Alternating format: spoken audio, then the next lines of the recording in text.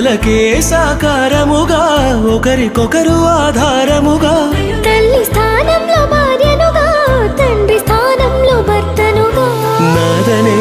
స్వార్థము విడగా మనదనే బంధము జతగా ప్రతిదినం తీగెలు లతగా అల్లుకుపోయే చందముగా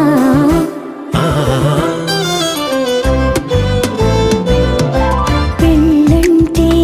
దేహములు వేరైనా ఒక్కటిగా ఫలించే దైవ సంకల్పం పెళ్ళంటే ఇరువురు ఏకముగా తండ్రి పని జరిగించే గొప్ప అవకాశం